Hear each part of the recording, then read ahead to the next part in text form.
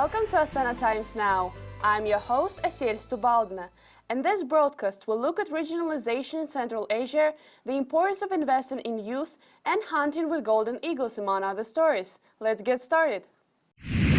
Unity is better than division in addressing the challenges facing Central Asia. That was the feeling of regional authorities and scientists who gathered October 18 for a conference in Astana. They discussed how developing a regional identity can help address issues such as security and economy in Central Asia.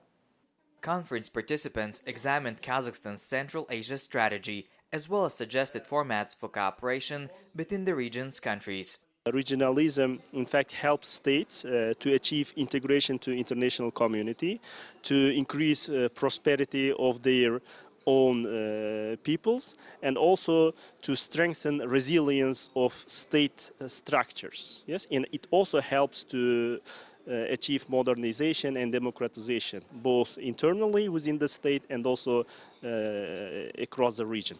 Countering terrorism in Central Asia and stabilizing Afghanistan are critical issues in the region, but conference participants also noted the need to focus on other areas of Central Asia's development. Most of the Central Asia, and what we talk about Central Asia, is more about security, about threats. So we want to more talk about economics, especially mutual investment between our countries, some business forums, and also how can we develop our national identity, not exclusively like Kazakh or just Russian, but how can we develop some Central Asian identity or regional identity. Today's youth are the leaders of tomorrow, so the current parliamentarians and UN agencies representatives from more than 35 countries recently met in Astana to discuss the rights and interests of young people in Central Asia and the Asia-Pacific region. The conference is meant to facilitate an exchange of legislative and program experience on youth issues. Participants focused on barriers to the younger generation reaching its potential, including healthcare access, civil participation, and employment. I think policies have to be in place, so the government has to work with the private sector, with partnerships, to improve the degree of decent work, to expand formal work, slowly going towards a situation in which people contribute to pensions, contribute to unemployment benefits, contribute to social protection. This is fundamental. Conference participants also noted the importance of letting young people help shape the world in which they live.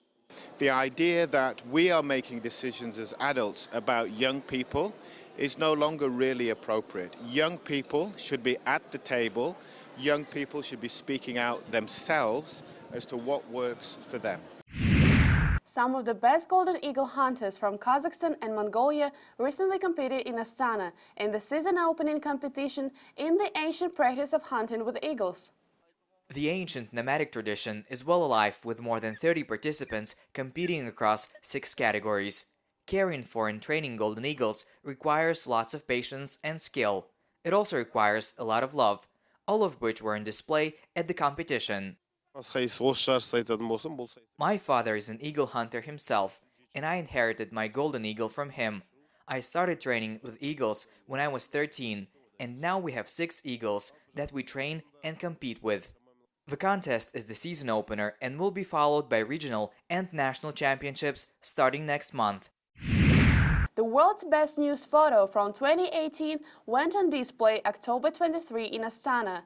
It was the first stop on a 4-city Kazakhstan tour by World Press Photo 2018 exhibition, which showcases the best news photography from around the world each year. The World Press Photo Contest was established in 1955 and features the best works in visual journalism and storytelling. Each year, prize-winning photographs are assembled into an exhibition that travels around 45 countries and is seen by more than 4 million people. We'll be in Astana for 2 weeks, we're going to Karaganda for 2 weeks, after that we're going to Almaty and Shymkent, and we'll be in Bishkek as well. Thank you for watching Astana Times Now. Stay tuned and we will see you next week with the latest in Kazakh news.